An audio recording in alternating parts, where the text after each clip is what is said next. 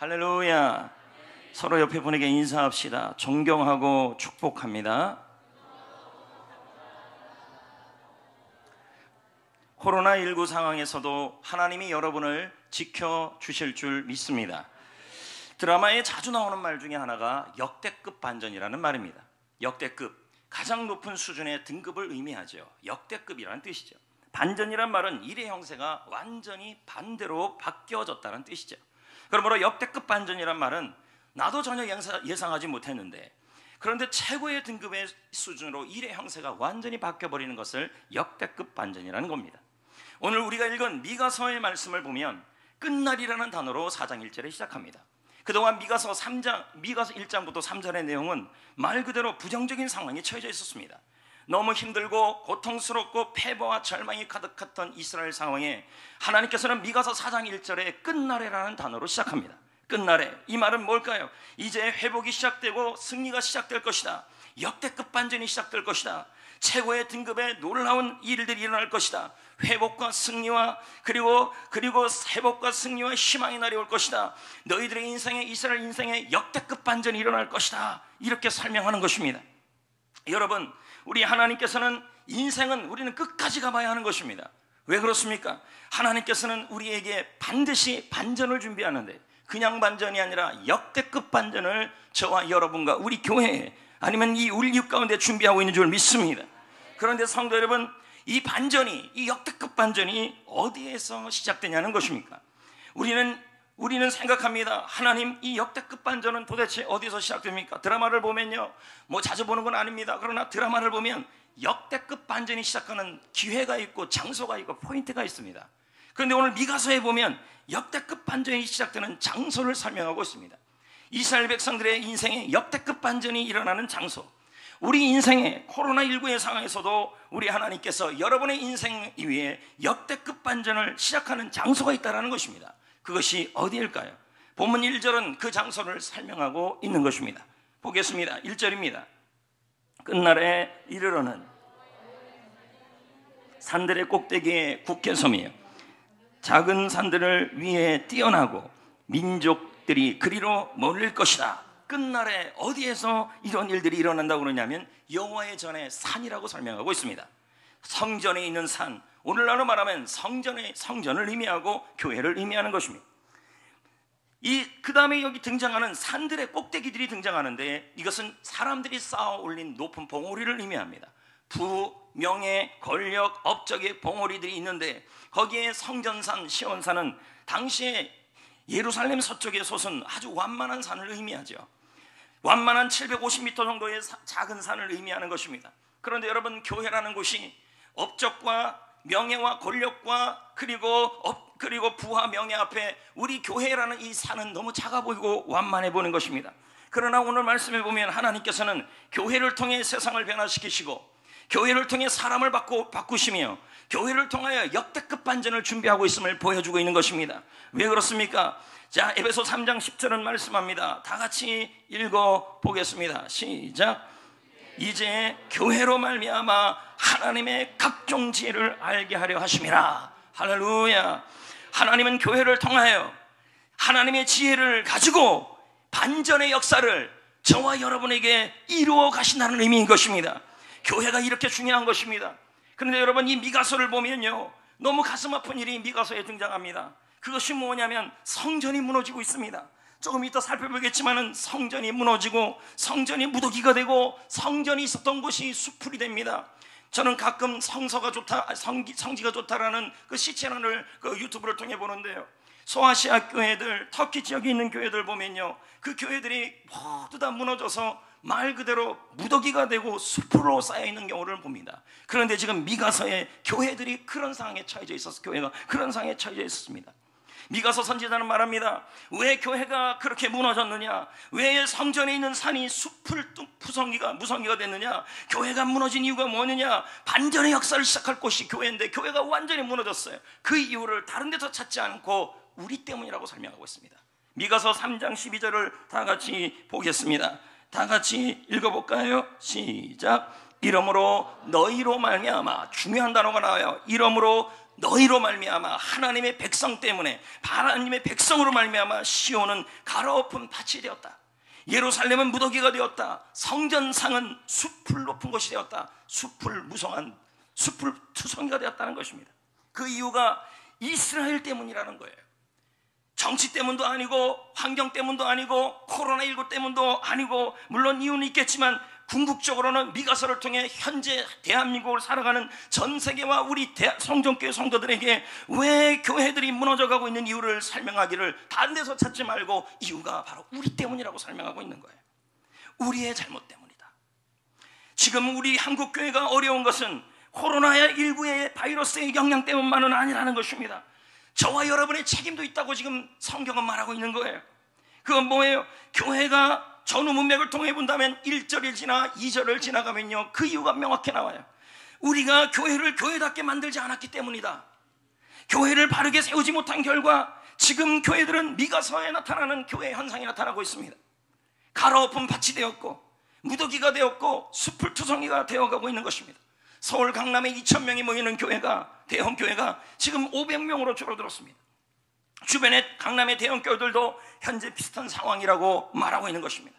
이런 모습을 보면 미가서의 말씀이 그대로 이루어진 것 같습니다. 가라엎은 밭처럼 무너져가는, 금이 가는 교회들이 있는 것입니다. 어느 기독교 건설회사 대표가 저한테 이런 말을 한 적이 있습니다. 자신과 같은 아주 젊은 무리예요. 3040 세대는 정확한 교회론이 없습니다. 교회를 다님에도 불구하고 겉보기에는 굉장히 신실해 보였어요. 그런데 코로나19가 일어나고 나서 저한테 이런 말을 건너 들려왔어요. 자신과 같이 젊은 세대는, 특히 3030 중년 세대들은 정확한 교회론이 없다. 그래서 굳이 코로나 상황에서 나는 교회 갈 이유를 찾지 못하고 있다. 모태신앙인 분이시죠. 나는 지금 영상을 통하여 예배 드리는 것만으로도 아주 충분하다. 지금 이게 현상이에요. 이런 말이 나오는 것은 제대로 교회에 대하여 우리가 알지 못하는, 그걸 알려주지 못한 결과라고 보는 것입니다. 지금 한국교회의 현실인 것입니다. 성도 여러분, 우리가 교회를 교회답게 세우지 못했기 때문에 교회가 지금 가라엎은 밭이 되었고, 무더기가 되었고, 그리고 숯불투성이가 되어서 힘을 잃어가고 있습니다. 그렇다면 여기서 아주 선명해지는 것입니다. 분명해지는 것입니다. 교회를 교회답게 세우면 하나님은 교회를 통하여 역대급 반전을 이루어 가신다는 것입니다. 하지만 교회를 교회답게 세우지 못하면 아무리 큰 교회도 무너질 수밖에 없음을 말하고 있는 것입니다. 예루살렘 성전이 얼마나 컸습니까? 솔로몬 성전이 얼마나 컸습니까? 그러나 그것이 무너졌습니다. 여러분, 분명히 미가서 3장 15절에 너희들 때문에, 하나님의 백성들 때문에 예루살렘 성전이 무너졌다. 무더기가 되었고 숯불투성이가 되었다. 그러나 끝날에 반전이 시작될 것이다. 미가서 4장 1절에 이제 반전이 시작될 것이다. 높은 산들 위에 낮은 봉우리인 성전산이 굳게 세워질 것이다. 교회가 다시 세워질 것이다. 근데 그러지 못했던 이유가 너희들 때문이다. 도대체 너희들이 뭐 했기 때문에, 이스라엘 백성들의 잘못이 뭐였기 때문이냐 했더니 교회를 교회답지 세우지 못했던 본질이 무너졌기 때문이라는 거예요. 교회가 해야 될 일들을 미가서 4장 2절은 말합니다. 본질의 교회 반전이 시작되기 위해서, 본질로 회복하기 위해서 하나님은 미가 선지자를 통해서, 이스라엘 백성을 통해서 지금 우리에게 말하는 것이 뭐냐? 본질의 회복입니다. 자, 2절입니다. 뭐라고 지금 등장하는지 보자는 거죠. 교회가 해야 될 일입니다. 이걸 지금 뭐예요? 하지 못했다는 거예요. 그래서 교회가 무너졌다는 거죠. 읽어볼까요? 시작. 곧 이르기를 오라 우리가 여호와의 산에. 여기서 많은 이방 사람이 나와요. 여러분, 이방 사람은 그리스도를, 불신 영혼들 아니겠습니까? 하나님을 모르는 백성들이 여호와의 성전에 올라가고 있는 것입니다. 이것은 먼 안목에서 본다면 불신 영혼들이 구원받아 하나님의 교회로 나아가는 비전인 것입니다. 이들이 교회를 간 이유가 뭘까요? 하나님이 이들을 교회로 이끈 이유가 뭘까요? 여러분, 본질의 교회를 세워야만 그 끝날에 대반전이 시작되는데, 그것이 뭐냐면 많은 이방 사람들이 하나님의 성전으로 나오는 그 본질이 회복되어야 되고, 그리고 그들을 교회로 끌어간 이유, 하나님이 교회로 끌어간 이유를 2절에 설명하고 있는 것입니다. 읽어볼까요? 그가 그의 도를 가지고 우리에게 가르칠 것이니라. 우리가 그의 길을 행하리라. 여러분, 이게 무슨 뜻일까요? 하나님의 백성의 삶이 어떤 삶인지 말씀을 통해 배우고 말씀을 통해 행하라고 지금 설명하고 있는 거예요. 이 일을 안 했던 너희들 때문에 예루살렘 성전이 숲을 떠넘기가 됐다는 거죠. 무너졌다는 거예요. 성도 여러분, 이것이 바로 교회의 존재 목적을 설명하는 것입니다. 말씀을 전하고 말씀을 배우고 말씀을 행하고 말씀을 훈련하는 것이 바로 하나님이 이 땅의 교회들에게 무엇을 하기를 원하시는지를 정확하게 보여주고 있는 것입니다. 이 일을 하지 않을 때 교회는 무너질 것이며 이 일을 할 때 교회는 대반전이 시작된다는 것입니다. 다시 한번 하나님은 말씀합니다. 2절에요. 뭐라고 말씀합니까? 왜 그렇게 해야 되는가? 율법이 시온에서 나올 것이다. 교회는 말씀이 있는 곳이라는 거예요. 여호와의 말씀이 예루살렘에서 나올 것이다. 분명한 지금 교회의 본질을 설명하고 있어요. 그러면 이 거꾸로 얘기한다면 예루살렘 교회가 무너진 이유는 너희들 때문인데 너희들이 이 미가서 4장 2절을 못했기 때문이라는 거예요. 많은 이방인들을 성전으로 끌어오지 않고 그리고 그들에게 말씀을 가르치고 말씀을 행하지 않게 했다는 것입니다. 만약에 여러분 이 말씀 그대로 한다면 우리가 하나님의 말씀을 교회에서 가장 강력하게 나타나야 될 것은 율법과 말씀이 전해지는 것입니다. 그게 교회의 존재 목적이라는 거예요. 여러분, 교회는 말씀을 통해 영혼을 구원하는 곳입니다. 교회는 말씀을 통해 우리가 예수님의 제자가 되는 곳입니다. 그리고 또 다른 제자를 세우는 곳입니다. 이것이 교회의 본질이고 교회의 존재의 목적이며 교회가 이 일을 할 때 하나님은 교회를 통하여 끝날에 절망이 끝나고 실패가 끝나고 패배가 끝나는 역대급 반전을 그 교회 위에, 그 교회 속에 있는 성도 위에 이루신다는 말씀입니다. 본질은 무엇일까요? 제가 사전을 뒤져보니까요, 본질이라는 단어가 이렇게 나오더라고요.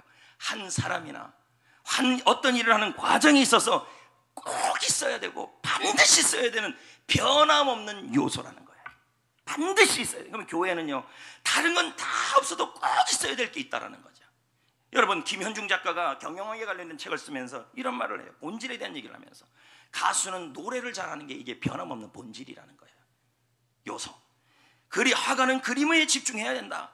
그래야 가수든 화가든 오래 삽니다. 여러분, 비주얼 가수가 오래 갑니까, 여러분?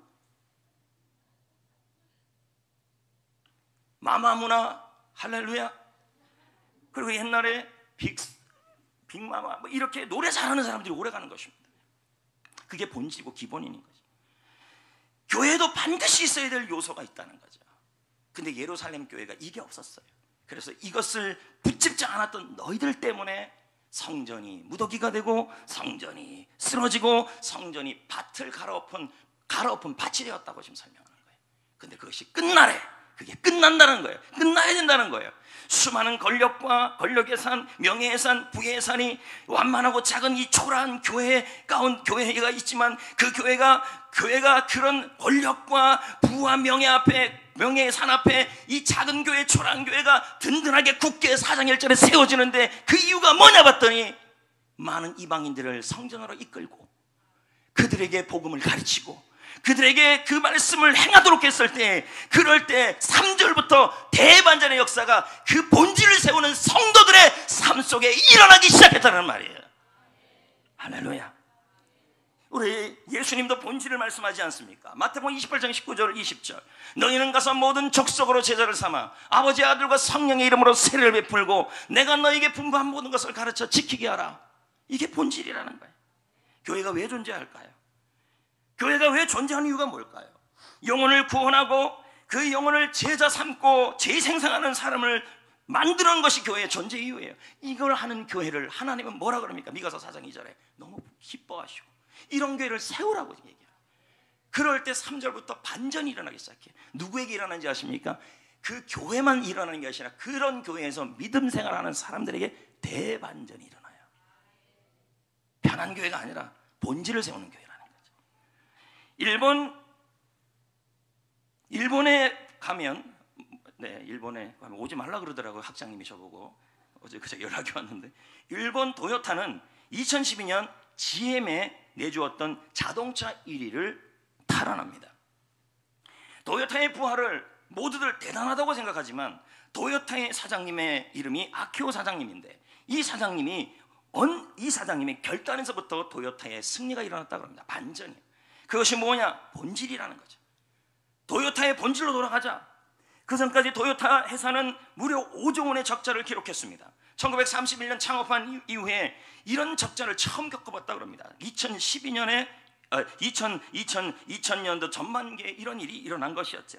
도요타는 충격에 빠졌습니다. 아키오 사장은 방법을 찾았는데 경영학에서 말하기를 뭐라고 얘기합니까? 도요타의 반전은 어디에 일어났냐? 아키오 사장의 본질이었다. 기본이었다.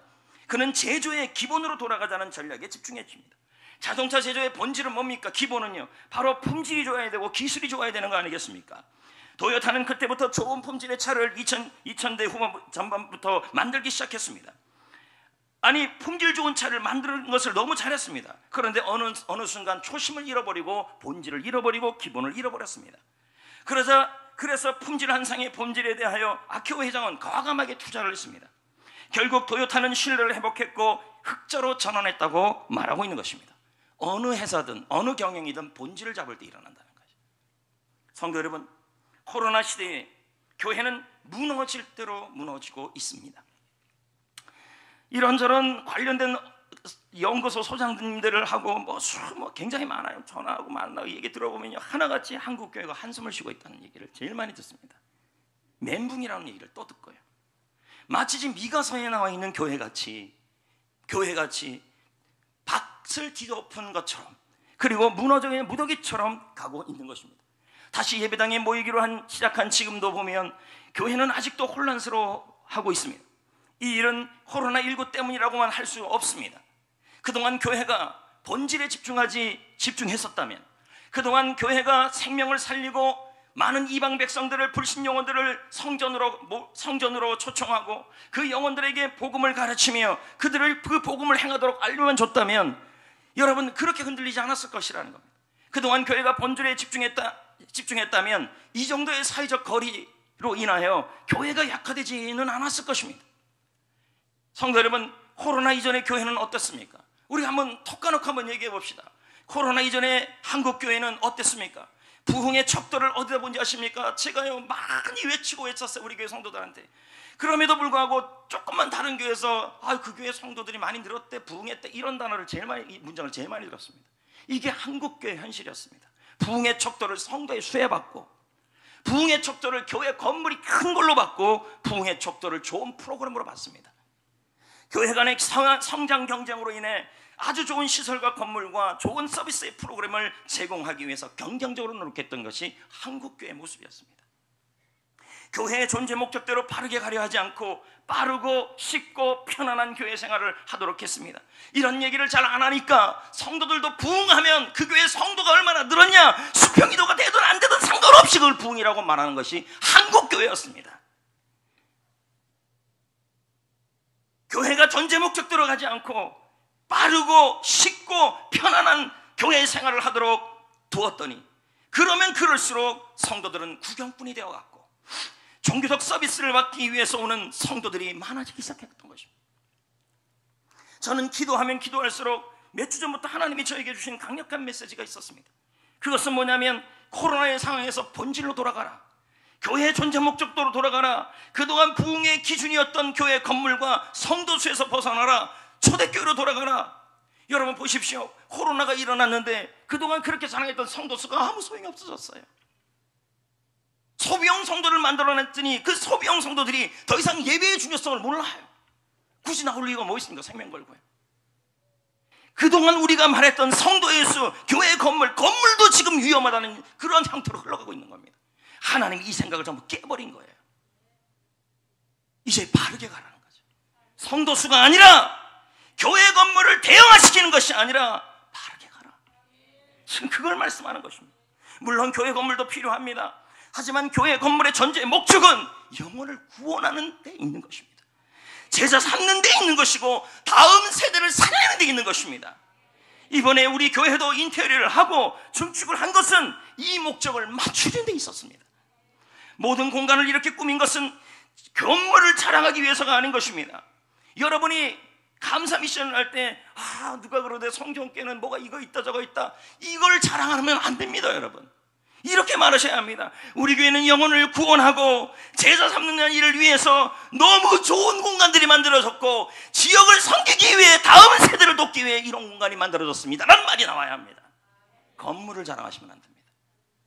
지금 보십시오. 건물이 무슨 소용이 있습니까? 아무리 건물이 있어도요, 코로나가 일어나니까 예배당도 못 나오게 하는 현실입니다. 건물도 소용없다. 필요는 하지만 그걸 붙잡지 말아라. 본질이 아니다. 사람의 숫자도 본질이 아니다. 중요한 본질은 뭡니까? 많은 이방인들이 여호와의 성전에 나오도록 이끄는 일이고, 그들이 여호와의 성전에 나와 하나님의 말씀을 배우고 그 의도에 따라 행하는 그 일을 하기를 하나님은 지금 결단하기를 원하는 것입니다. 코로나가 우리에게 준 교훈이에요. 물론 여러분, 전도와 훈련과 셀 모두 불편합니다. 그러나 이것은 교회에 있어야 될 변함없는 요소입니다. 신동신 목사가 교회론에서 말합니다. 바른 교회는 숫자의 올매에서 얽매이지 않는다. 숫자적 성장에 몰두하며 본질을 잃는, 숫자적 성장에 몰두하면 본질을 잃는다. 초대교회는 거창한 이벤트가 없었다. 초대교회가 무슨 이벤트가 있었습니까? 화려한 마케팅도 없었다. 이들은 사도의 가르침을 받고 서로 셀에서 교제하며 전도하며 제자되고 제사 삼는 일을 했다. 아주 기본적인 일만 감당을 했다. 그런데 교회가 세워졌다. 든든히. 여러분, 아까 미가서 4장 1절에 보십시오. 큰 봉우리의 산들이 있는데도 성전산이 굳게 세워지고 있어요. 그게 건물을 세워서가 아니에요. 뭐 때문입니까? 미가서 4장 2절 때문이에요. 이방 영혼들을 구원하고 그들을 복음을 가르치고 말씀을 가르치고 그리고 그들에게 그 말씀대로 살아가는 그 일들을 할 때 이런 일이 일어났다는 것입니다. 교회는 대박이 없다. 신앙도 대박이 없다. 한순간에 세워지는 교회에 성숙하는 성도도 신앙도 없다. 교회가 살아갈 길은 빠르게 성장하는 교회가 아니라 바르게 성장하는 것이다.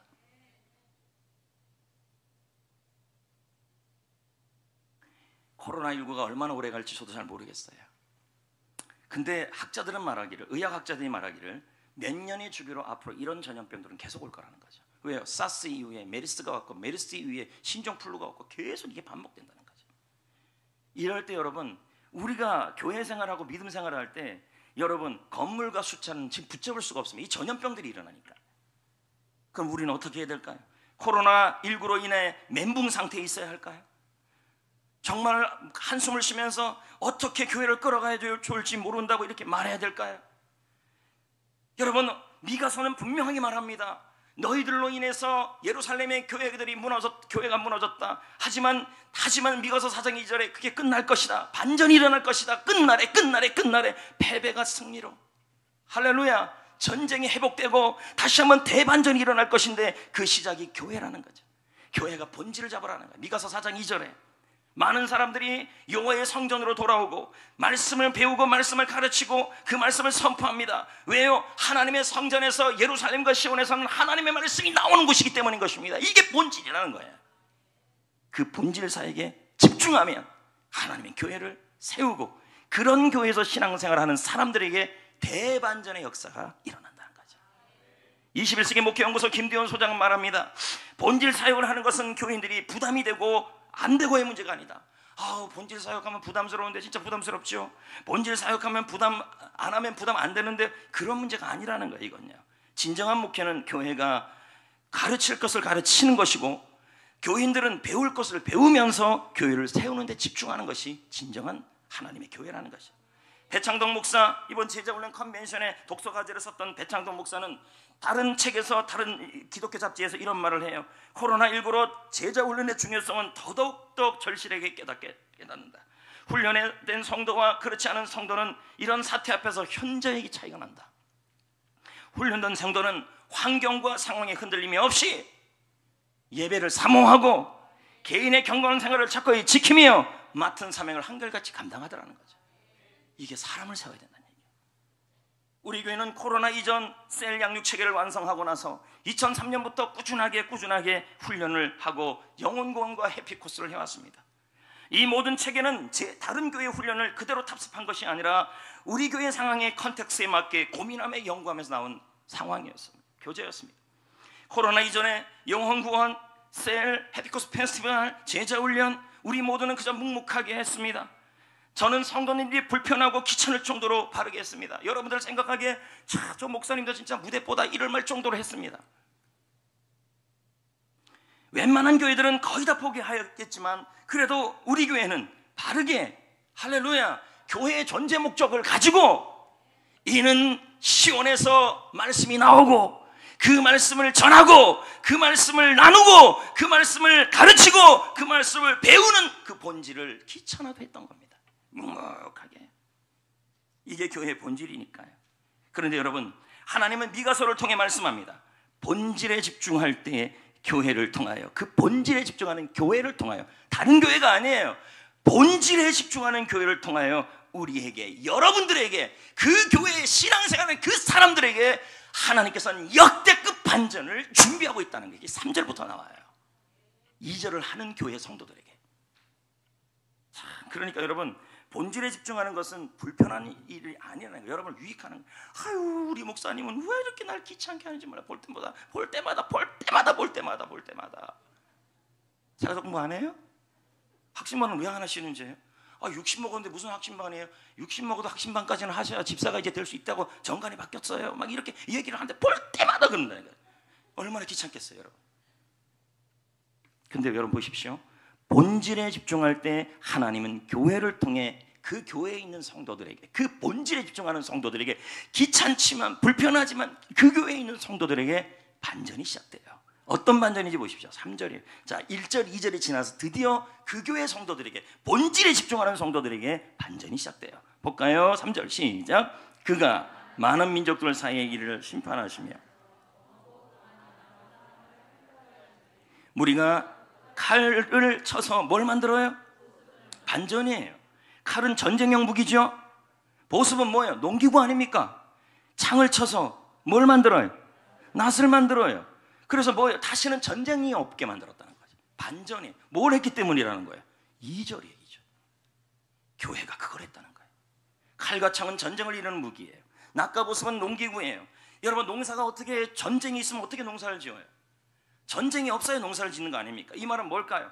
이 반전이 시작되는데 본질에 집중하는 그 성도들, 교회의 성도들에게 하나님께서는 평안한 상태, 화목의 상태, 전쟁이 끝나고 가정의 전쟁, 인생의 전쟁, 수많은 전쟁이 끝나고 마음에도 평안, 환경도 평안, 그러한 역사가 일어나게 했다는 거죠. 반전이죠. 이건 무슨 말입니까? 본질에 집중하는 교회에 있기만 해도 이런 일이 일어나는 거예요. 왜? 그 공동체 안에 있기 때문에. 스타벅스를 알 것입니다. 스타벅스는 커피 회사입니다.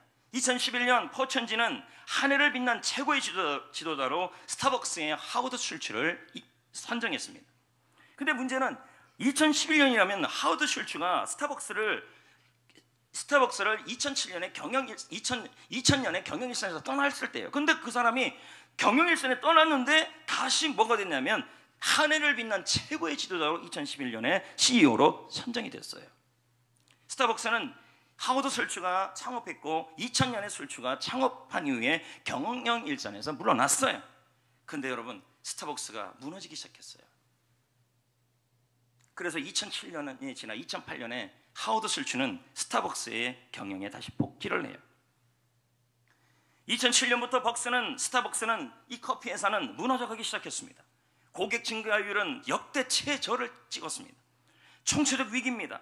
스타벅스는 말 그대로 쓰러지는 상황에 처해졌습니다. 미가서의 말씀을 청해서 본다면 마치 밭을 갈아엎은 것처럼 완전히 전복 상태에 처해진 것이었습니다. 그런데 여러분, 하워드 슐츠가 복귀하고 나서 스타벅스가 부활합니다. 야, 사람 하나가 제대로 들어왔더니 복귀했더니 살아난 거예요. 그 비결이 무엇일까요? 20년간 하워드 슐츠만을 연구했던 하버드 대학의 경영학 교수가 있습니다. 코엔 박사라고. 이 박사가 하워드 슐츠의 중요한 그 경영 비결이 뭔가 한 3가지를 꼽았어요. 그 중에 첫 번째가 용기 있는 리더십인데 그건 빼고요. 세 번째 건 말 안 해줄 거예요. 말해도 우리가 어려워요. 근데 두 번째가 중요해요. 그게 뭐냐면, 가장 중요한 것이 뭐냐면 하워드 슐츠는 스타벅스의 본질을 잡았다는 거죠. 처음에 스타벅스가 처음 시작했을 때의 본질, 기본 철학이 있었어요. 그거 뭐냐면 최고의 커피를 제공하자는 거예요. 커피가 맛있어야 된다는 거였어요. 근데 여러분, 시간이 지나면서 이 바리스타들이 초심을 잃은 거예요. 자꾸만 자기 생각을 집어넣고 조금 이렇게 막 갈아야 되는데 덜 갈고. 그러니까 바리스타가 수천 명이 있는데 맛이 제각각이에요. 만약에 여러분 제대로 된 거라면, 초심을 갖고 있는 것이라면, 아이고요 주여 아버지, 네. 하워드 설츠가 처음에 가르쳤던 그 매뉴얼대로 해야 똑같은 맛이 나와야 돼요. 근데 맛이 다 달라요. 마치 우리 교회 카페에서 할렐루야 맛이 정말 훌륭한데 사람마다 맛이 전부 훌륭해요. 우리 교회도 좀 매뉴얼이 있어야 될 것 같아요. 아마 그건 그거고요. 맛있어요. 네. 맛이 전부 다른 겁니다. 이 매장 다르고 저 매장 다르고 저 매장 다르고. 술취가 딱 봤더니 스타벅스가 무너진 이유를 찾았어요. 그게 뭐냐면 내가 처음에 말했던 그 본질이 무너졌다는 거예요. 본질은 뭐예요? 커피가 가장 맛있어야 되는 매뉴얼이 있었다는 거죠. 그래서 스타벅스를 향하여 하워드 설츠는 당장 전부 전 매장 문 닫아라. 그리고 전국의 바리스타들은 모두 본사로 올라와라.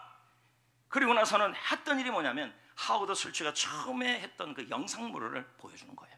보여주면서 다시 제조 기술을 숙련시키며 최고의 맛을 살리기 위해 처음에 스타벅스가 했던 그 매뉴얼과 본질대로 연습을 시킨 거예요. 그런데 여러분, 이게 얼마나 불편한 일이에요. 해보세요. 가게문 닫아야 돼요. 그때 여러분 전국의 가게문, 미국 전국의 스타벅스 가게문을 닫았는데 그때 재정산실이 600만 달러예요. 73억이에요. 어마어마한 돈이 손실이에요. 근데도 술취는 닫아라, 영업하지 말아라. 지금 영업하는 게 중요한 게 아니라, 빠르게 하는 게 중요한 것이 아니라, 당장 돈 버는 게 중요한 것이 아니라 빠르게 가야 한다. 근데 이게 얼마나 불편해요. 와서 또 지지고 해야죠. 맛 먹어보고 아이고 이 맛 아닌데. 불편하고 고생스러워요. 본질을 찾는 일은 이렇게 불편하고 고생스러워요. 근데 여러분 본질을 찾았어요. 모든 바리스타들이 그 원래 실력을 찾아낸 거예요. 그러니 어떻게 됩니까? 빠르게 갔더니 어떻게 돼요? 2010년에 2년 만에 역대 최대 매출을 기록합니다. 맛이 회복된 거죠. 자그마치 그해 매출이 11조였어요. 어마어마한 거예요. 본질 돌아간 게. 여러분 보십시오. 아까 제가 뭐라 그랬습니까? 교회가 본질을 세우는 일은 불편하고 수고스럽고 고생스러워요. 전국의 교회를 물어봐도요, 본질 세우는 교회를 잘 안 가려고 그래요. 왜요? 그 교회 가보세요. 전도해야 되죠. 셀 가야 되죠. 가서 훈련 받아야 되죠. 제자 돼야죠. 너무 고생스러워요. 마치 바리스타 교육받는 것처럼요. 그런데 여러분, 바리스타가 그렇게 본질로 돌아갔더니 가장 먼저 바리스타에게 반전이 일어나요. 역대급 반전이 일어나요. 왜요? 경영이 살아나고 그 가정도 반전이 일어나고 다 샬롬이 임하기 시작했던 것이죠. 이와 같이 교회도 본질 사역에 집중할 때 할렐루야 환경이 살아나고, 먼저 그 본질 사역을 하는 그 사람들, 그 교회 성도들의 환경과 상황과 평안함이 살아나는 줄 믿습니다, 여러분. 그래서 여러분 본질에 집중하는 교회에 있는 것이 복이에요. 불편하고 수고스럽다 할지라도. 더불어 여러분 안희북 목사는, 안희북 꿈의 교회 목사는 말합니다. 예수님이 복음의 핵심이라면 교회는 복음의 중심이다. 하나님은 교회 안에서 반전의 역사를 시작하고 교회를 통해 반전의 역사를 완성한다. 우리는 그렇습니다. 교회에 와서 위로받기를 원하죠. 물론 교회는 위로를 해야 합니다. 그러나 여러분 궁극적으로 우리는 교회 안에서 뭘 이뤄야 합니까? 여러분의 인생에 반전이 일어나야 합니다. 역대급 반전이 일어나야 합니다. 샬롬이 시작돼야 돼요. 각종 전쟁이 사라지고 이제는 내 마음속에 평안이 임하고 내 주위에도 평안이 임하고 내 삶에 샬롬이 임하고 화목한 상태로 바뀌어가야 합니다. 그러기 위해서는 수고스럽고 힘들더라도 바리스타 교육을 받는 것처럼 교회의 본질을 동참해야 된다는 얘기죠. 더불어 여러분, 미가서 4장 1절 2절이 지나 3절에 역대급 반전이 그 본질을 세우는 교회 성도들에게 일어났는데, 더 중요한 것은요, 그 본질을 세우는 교회에 있는 성도들에게는 하나님이 풍요를 약속했어요. 볼까요? 반전이에요. 반전. 4절, 각 사람이 뭐가 있어요? 자기 포도나무 아래와 자기 무화과 나무 아래에 앉을 것이다, 이렇게 나와요. 내 무화과 나무, 내 포도나무. 그러면 무화과 나무와 포도나무는 뭐예요? 성경의 무화과 나무와 포도나무는 모두 풍요의 상징이고 소망의 상징이고 축복의 상징이에요. 근데 뭐예요? 자기 무화과가 있다는 거예요. 자기 포도나무가 있다는 거예요. 무슨 말일까요? 교회가 미가서 4장 1절 2절에 본질에 집중했더니, 물론 수고하고 고생스럽지만 이 일에 집중했더니 그 교회의 성도님들이, 그 교회에서 신앙생활하는 성도님들이 자기 포도나무 아래, 자기 무화과나무 아래에서 하나님의 풍요와 하나님의 약속과 하나님의 기쁨과 하나님의 축복을 누리고 있음을 보여주고 있는 거예요. 할렐루야. 사도 바울은요, 에베소 3장 20절 21절에 말씀해요. 교회가 얼마나 축복의 중요한 장소인지를 볼까요? 우리가 시작. 우리 가운데 역사하시는, 생각하는 것, 이게 어디서 일어나요? 교회 안에서. 21절에 교회 안에서, 그리스도 안에서. 왜? 교회는 그리스도 몸이니까. 안에서 영광이 대대로 영원무궁히 하기를 원하노라. 아멘. 아멘. 하나님은 교회 안에서 우리가 구하는 것을 넘치게 하시고, 하나님은 우리가 교회 안에서 우리가 생각하는 것을 더욱 넘치게 하여 주신다는 겁니다. 꿈의 교회 안희명 목사는 다시 한번 말합니다. 하나님은 교회 안에서 성도를 축복하고, 하나님은 교회를 통하여 축복을 성도들이 누리게 하여 주신다는 거죠. 성도 여러분, 이와 같이 본질에 집중하는 교회를 하나님은 축복하시고, 그런 교회에서 신앙생활하는 성도들을 축복을 누리게 하시고, 자기 무화과, 자기 포도나무, 자기 사업장, 자기 일터, 자기 가정, 그것이 뭐예요? 풍요해진다는 거죠. 전 세계에서 가장 스마트한 기업으로 알려진 것이 아마존입니다. 이 아마존의 창업자는 제프 베조스입니다. 그는 스티브 잡스 이후에 가장 혁신가라고 인정받고 있는 사람이 제프 베조스입니다. 아마존은 2008년에 100억 달러도 믿지 못하는 아주 초라한 회사였어요. 그런데 여러분, 2008년이 지나 2015년, 지금부터 4년 전에 매출이 자그마치 1,000억이 넘었어요. 1,000억 달러. 미국에서 가장 빠르게 성장하는. 어떤 목사님이 아마존에다가 책을 한 권 주문을 했다고. 제가 들었어요. 주문했는데 그 책 한 권 주문했는데 그 위에 이메일이 그렇게 오는 거예요. 원했더니 어떤 우울한 날에는 이런 음악 들어보세요. 책 한 권을 보냈는데 그걸 갖고 그 사람의 성향을 다 파악한 거예요. 얼마나 수고와 희생과 노고를 많이 하는지요. 그냥 알아서 사게 하는 거지. 어떤 날 날씨 화창한 날에는 뭐라 그러냐면, 이런 옷 입으면 좋겠어요 하면서 옷 샘플을 막 보내줘요. 안 살 수가 없어요. 나를 이렇게 관심 가져주는데 누구도 관심 안 가져주는데 아마존이 그렇게 관심 가져주는 거예요. 그러니까 사는 거예요. 데이터가 한번 딱 들어가면요, 이게 데이터베이스 빅데이터가 들어가서 권준호 딱 들어가면요, 권준호 목사가 좋아하는 것은 뭐 책이다, 어떤 책이다, 이게 막 떠가지고요, 무슨 일만 있으면 관련된 걸 다 보내줘요. 살아. 너무 관심을 가져주는 거예요. 참네. 그러니까 우리는 너무 회사를 너무 쉽게 했다는 거죠. 아마존은 그렇지 않아요. 이 데이터 분석하는 사람은 어마어마합니다. 인터넷 쇼핑몰, 전자책, 핸드폰, 물류 사업, 드론 배송, 지금요 우주 여행까지 하고 있습니다. 아마존이 여기까지 가고 있는 거예요.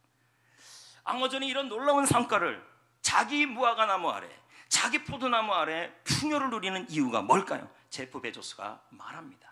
경영학 책에서요.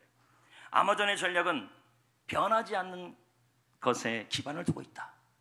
사람들은 흔히 향후 5년, 10년에 무엇이 변할지를 묻는다. 딱 그건 뭐래? 10년에 뭐예요? 그러니까 AI 시대니까 어떻게 해야 되죠? 코로나 시대니까 어떤 변화가 있을까? 그걸 자꾸 믿는다는 거야. 그러나 아마존은 그렇지 않다. 제프 베조스는 말하기를, 우리는 변하는 거에 집중하지 않는다. 아마존은 변하지 않는 본질에 집중을 한다. 아무리 빨리 변하는 경영 환경이지만 가장 변하지 않는 본질이 뭐냐? 바로 고객의 근원적인 필요다. 고객이 필요한 게 있다는 거예요. 그게 뭐냐? 저한테 물어보면 똑같은 대답이에요. 싼 거. 맞지 않아요? 싸고 빨리 오는 거. 거기다 품질까지 좋으면. 이게 아마존의 전략이었다는 거죠. 고객의 니즈, 필요는 변하지 않아요.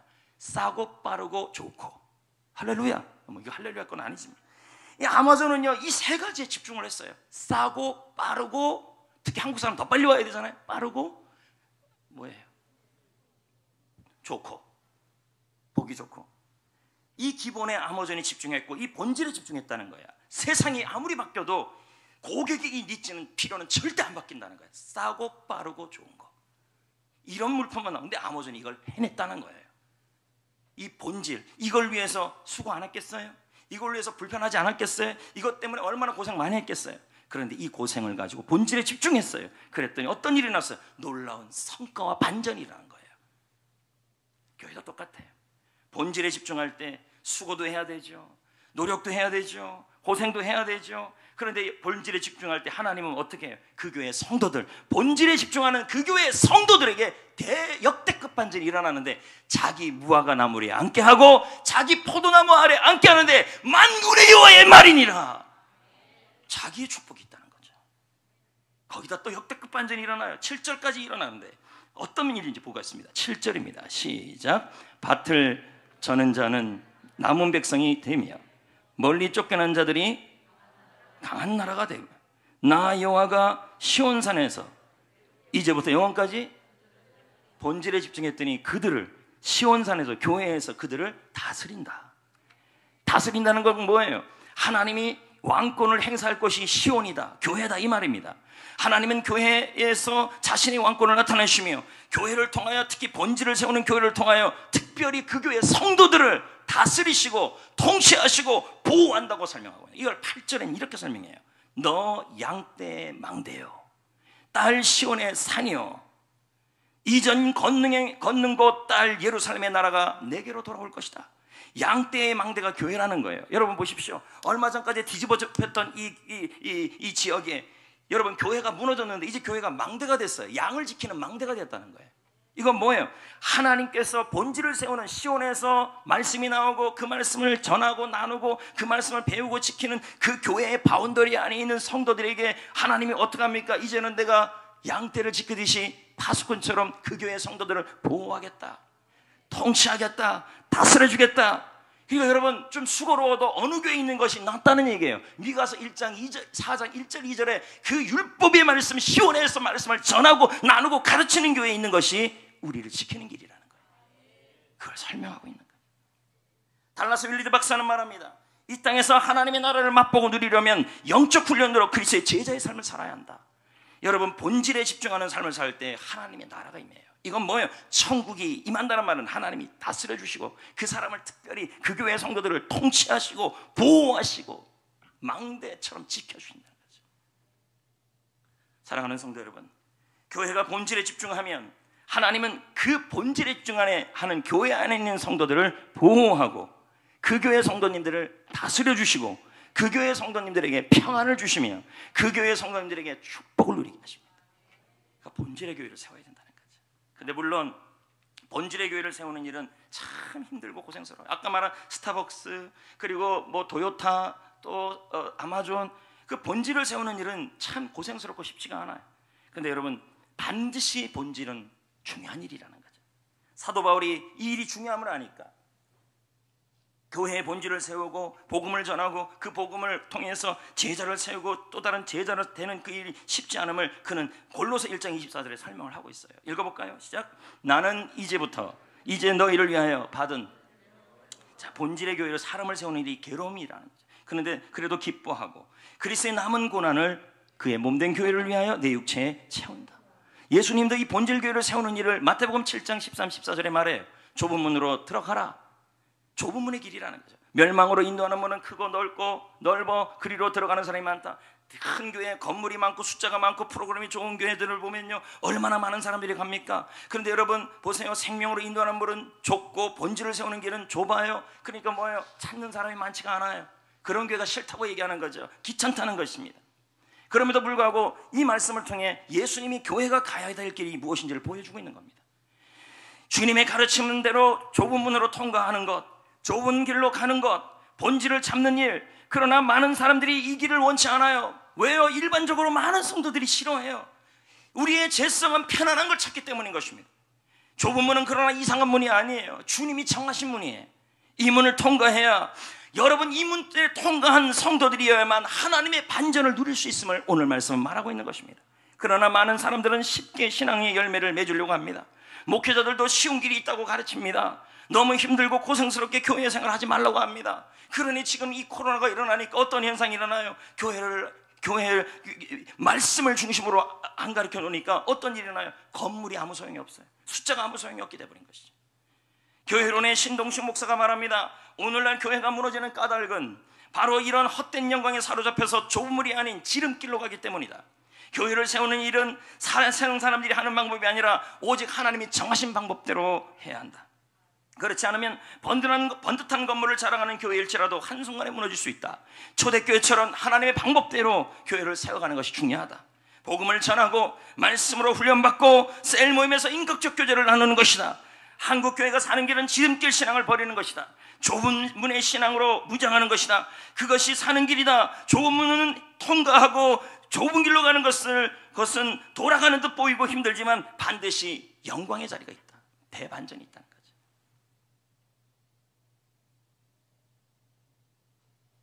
성도 여러분, 코로나19 시대는 우리에게 교회의 본질로 돌아가라고 강력하게 전하고 있어요. 전 세계적으로 아니 교회사를 보면요, 전염병이 일어났을 때 교회는 위기를 겪었어요. 그러나 그때마다 부흥이 일어났어요. 왜요? 본질을 회복했던 교회를 붙잡고 하나님이 사람을 세우는 부흥을 일으켰어요. 지금도 똑같아요, 여러분. 정말 쉽지 않은 일이에요. 이 길은 좁은 일이에요. 좁은 길이에요. 이 일을 위해 우리 교회는 코로나 전에도 꾸준히 해왔고 이 본질을 코로나 가운데서도 지금 해가고 있는 것입니다. 우리 교회가 본질을 세우는 교회가 되면 가장 큰 축복을 누리는 사람들은 정말 여러분 성경교회에서 믿음 생활하는 분들입니다. 왜요? 성경이 그렇게 약속하고 있기 때문에. 본질을 세우는 교회에서 신앙생활하는 성도들은 하나님께서 반전의 역사, 역대급 반전을 준다는 거예요. 자기 무화과를 주시고 샬롬을 주시며. 할렐루야. 그것으로 끝입니까? 아니지 않습니까? 샬롬을 주시고, 그리고 생각이 안 나요. 세 번째, 보호해 주시고. 그러기 위해서 여러분 본질의 교회를 세우기 위해 동력을 부탁드립니다. 같이 복음을 씨앗을 심고 복음의 씨앗에 물을 주고, 부모가요 자식에게 좋은 거 주기 위해서 우리 옛날 부모님들 보시 허리띠를 졸라고 해요. 고생하고 수고하는데도 왜 그렇게 안 했대? 자식 잘 키우려고. 그럼 우리는요, 지금 우리 여기에서 왜 권준호 목사가, 왜 우리 성도님들이 허리띠를 졸라매면서 수고하고 희생하면서 본질의 교회를 위해 이렇게 고생해야 되는 거예요? 다음 세대에게 좋은 교회를 넘겨줘야 되고, 지금 우리도 역대급 반전을 누리게, 이 교회에 있는 성도들이 역대급 반전을 누리게 하기 위해서 오늘 새벽에 제가 일찍 12시 일어났어요. 12시 일어나서 교회 와서 말씀 준비하고 하면서 저 밖에 나와서 저 하늘나라 아기별님 노래 틀어놓으면서 무릎 꿇고 기도해서 밖에서요 이 말씀 붙들고요, 이런 교회가 되기를 원한다. 이런 교회를 세우고 싶다. 저 하늘나라 꼭대기에서 하나님의 별을 보면서 저 별을 만드신 하나님이 지금 이런 교회를 얼마나 찾고 있을까, 그런 생각까지 들더라. 밤바람이 좋더라고요. 옛날에 산에서 기도했던 그때가 막 생각이 나면서 전도의 자리에 참여하고 제자 훈련에 동참하고 셀 모임에 참여하고, 여러분들 생각하기에 왜 이렇게 귀찮게 하냐 하는 것입니다. 그러나 그 일이 본질을 세우는 일이고, 그 일을 할 때 하나님은 이 교회에서 있는 성도들에게 역대급 반전을 허락하신다는 거죠. 믿으시길 축복합니다. 아멘. 아멘. 여러분, 고린도전서 3장 6절 8절에 나는 심었고 아볼로는 물을 주었을 때 하나님은 자라게 하신다. 심는 이와 물리는 한 가지인데 각각 자기가 일한 대로 상을 준다. 이 말은 무슨 말일까요? 여러분, 본질에 집중하는 사람에게, 그 사람과 성도들에게 하나님께서 이 땅에서도 역대급 반전을 주지만 저 하늘나라에서도 면류관을 상을 준다는 거예요. 부산 수영역교회 원로 목사에 있던 정필도 목사님이 이런 말을 해요. 하나님이 왜 우리를 빨리 천국 안 들어가시고 이 땅에 오래도록 살게 이렇게 남겨준 이유가 뭐냐? 예수 믿고 천국 가는 것으로 만족하지 말고 천국에서 칭찬받고 멸관을 쓰도록 이 땅에서 하나님의 본질을 세우기 기회를 주고 있다는 것입니다. 여러분, 하늘나라 가는 정도가 아니라. 얼마 전에 총회 교육국 전도국장님이 저에게 연락이 왔습니다. 예장 합동 코로나와 교회 생태계를 위한 연구를 해야 하는데 총회 연구위원으로 저를 선정했다는 겁니다. 특히 코로나 이후에 한국교회 새로운 환경과 미래 전략 수립을 위해 연구를 진행하려고 한다는 것입니다. 총회에서 제가 이런 생각이 들었어요. 총회에서 우리 교회의 사역이, 지금 이 본질 사역이 코로나 이후에 중요한 방향임을 인정하고 있었다는 거예요. 하나님이 인정해 준 것 같아서 우리 교회를. 성도 여러분, 코로나19에서 그럼 여러분 합동측의 교회들이 많은데, 그 대형 교회도 많고 뭐 1000명 대형 교회도 많은데 성경교회를 지명한 거죠. 본질로 가고 있다는 거죠. 코로나19에서 무엇보다 필요한 게 뭘까요? 스타벅스, 토요타, 아마존, 그걸 통해서 우리가 좀 배워야 되지 않겠습니까? 본질입니다. 변하지 않는 본질. 교회의 본질은 영혼 구원입니다. 제자 삼는 일입니다. 셀에서 이 일을 하는 일입니다. 왜? 이게 교회의 존재 목적이기 때문인 것입니다. 그래서 우리 교회도 바르게 교회를 세우기 위해 임직자도 제자 훈련을 수료한 이후에 수료자가 있는 사람들 가운데서 교사나 셀리더나 다른 사역을 꾸준히 오랫동안 한 사람을 대상으로 바르게 세우려고 하고 있습니다. 김대현 소장은 말합니다. 교회가 본질을 추구하는 것이 가장 기본이다. 교회가 본질을 세울 때 견고해진다. 할렐루야 교회 원로 목사 김상복 목사님도 조언합니다. 코로나19가 세계를 덮쳐도 우리는 달라질 것이 없다. 겁날 거 없다는 것입니다. 예수님과 같이 사역하면 된다. 복음을 전하고 말씀을 꾸준히 가르치는 사역을 하면 된다. 본질에 꾸준히 집중하면 거기에서 큰 힘이 날 것이다. 우리 교회를 왔다 가신 기자님들과 관련 목사님들이 공통적으로 하는 말이에요. 교회가 힘이 있다니까, 코로나인데도. 다른 교회 가면 전부 죽겠다 그러는데 이 교회는 뭐 살겠다고 자꾸 그런다. 우리 교회는 꾸준히 본질을 잡고 여기까지 왔습니다. 참 쉽지 않은 일이었고 정말 수고로운 일이었습니다. 하지만 코로나가 일어나고 나서 본질을 잡고 온 결과는 뚜렷하게 나타나고 있습니다. 제가 계속 그 얘기했잖아요. 코로나는 우리에게 기회다. 코로나라서 뭐 예배 숫자 그런 거 아무 문제 없다. 곧 회복될 것이다. 그랬더니 제가 제자 훈련 팀들을 조금 조였더니 새벽 기도 숫자 다 회복됐어요. 약간 조였거든요. 많이 조이도 않았어요. 예배도 살아나요. 지난주에 시와 그림 김정성 목사가 CCM 그분 목사님이 뭐라고 말했습니까? 코로나 상황에서 주일 오후에 이렇게 많이 나오는 경우를 제가 본 적이 없다. 지난 금요일날, 이번 주 금요일날 정말 많은 분들이 금요기에 나와서 저는 감격을 했어요. 도대체 이분들이 마스크도 안 쓰고 기도를 하는 거예요. 비말이 막 튀어나오는데도 마스크도 안 끼고. 놀라운 믿음들입니다, 여러분. 근데 웬만하면 좀 껴야 됩니다. 저는 감동했습니다. 어떻게 이렇게 많은 성도님들이 금요기도에 나와서 기도할 수 있는가? 이건 본질을 잡고 온 결과라고 보는 것입니다. 어떤 제가 아는 교회 한 1,500명 모이는 교회인데요. 수요예배 나오는 게 1,500명인데 나오는 숫자가 200명이에요. 아, 이건요 100명이면 22명도 안 되는 거예요. 금요기도 몇 명 나올 때 300명이에요. 그럼 이 교회는 뭐예요? 딱 봐도 지금 훈련 중심의 교회가 아니에요. 본질 중심의 교회가 아니에요. 건물 중심의 교회예요. 숫자 중심의 교회. 사랑하는 성도 여러분, 이제 말씀을 좀 맺으려고 합니다. 논어에 보면 이런 말이 있어요. 군자무본, 본립 이도생.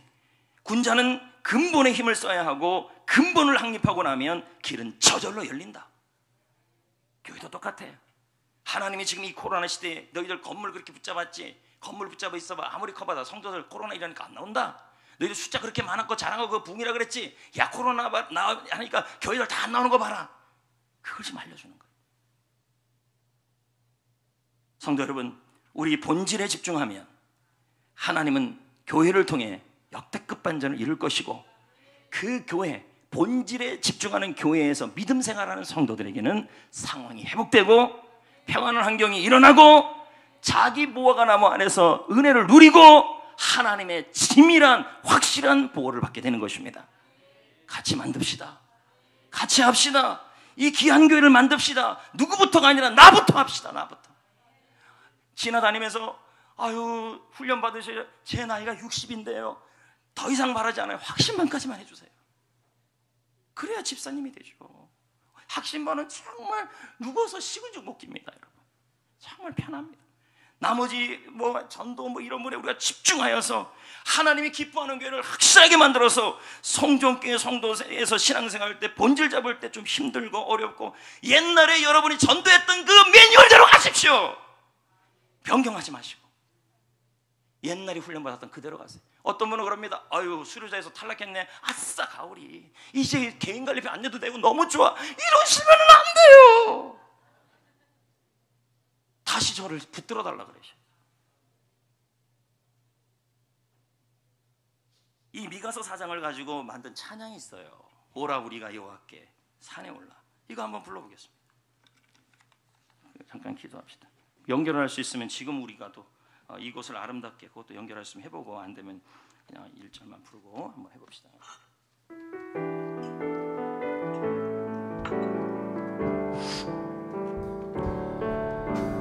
오라 우리가 여호와의 산에 올라 하나님의 전에 이르